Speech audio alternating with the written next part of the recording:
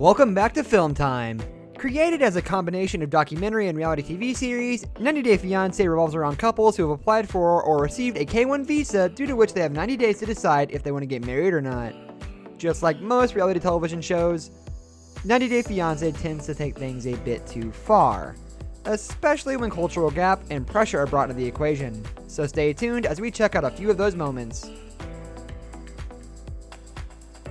Back in Season 5, we met David, a man in his late 40s who was down on his luck, but his life turned upside down when he went to visit Thailand, where he met Annie.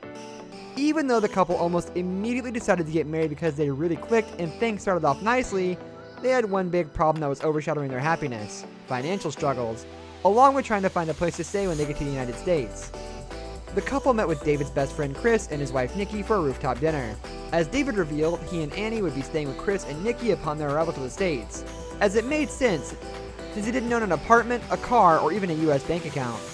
It seemed really cool of Chris and Nikki to help David out, but soon enough, things took a turn for the worse. During the dinner, Chris first asked Annie if she would be willing to help around the house with things like cooking, since she wouldn't be able to find work during her 90-day stay in America. Annie seemed to have no problem with that, but she was more shocked when Chris went too far and out of nowhere asked her if she would be down with giving massages while he lounges around by the pool. Is that something that you would be cool to, volunteer to give me a massage or something by the pool? It seems really low and dirty to ask your best friend's fiance something like that, and naturally both Chris and Nikki took a lot of backlash before they revealed that actually it was the show's producers who told Chris to ask Annie about the massage. Pedro and Chantel. If you ask Pedro's and Chantel's families, the couple should have never met, let alone marry. Still, the couple met during Chantel's visit to the Dominican Republic, and they continued dating well after their initial meeting. It was obvious from the get-go that Chantel's family didn't look highly upon their relationship, but the couple eventually got married. Even though Chantel initially lied to her family about Pedro's citizenship, what followed is a whole lot of friction and conflict, many of which were the result of miscommunication and cultural differences that never cease over the course of the show, but one particular family dinner takes the cake as things went too far. The dinner started off awkwardly enough, and after a couple of minutes of going through who said what to whom, who lies and who's telling the truth, things escalated and Pedro got into a physical fight with Chantel's brother River.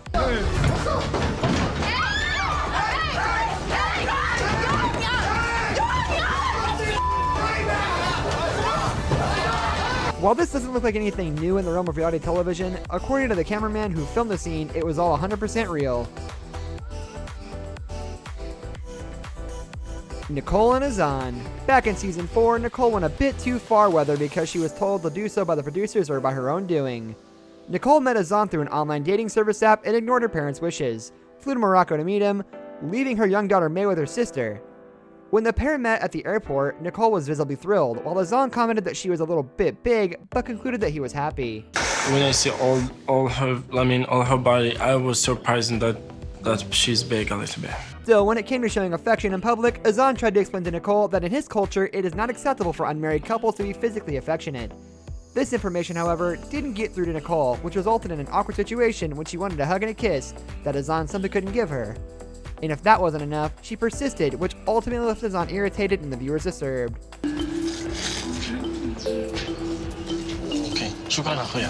Okay, let's go. Jay and Ashley. Another couple from a fairly recent season of 90 Day Fiance are Ashley and Jay Smith, who first met while Ashley was in Jamaica for a friend's wedding. It was pretty much love at first sight for these two, so they stayed in touch after Ashley left, and when she came back to Jamaica 6 months later, Jay popped the question.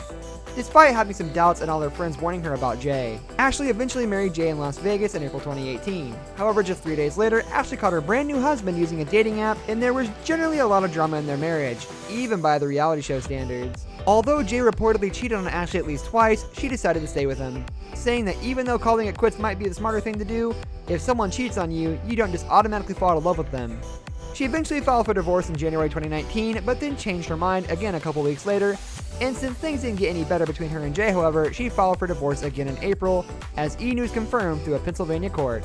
And that's all we have for today's 90 Day Fiancé video. Don't forget to drop a like and subscribe for more content. See you next time.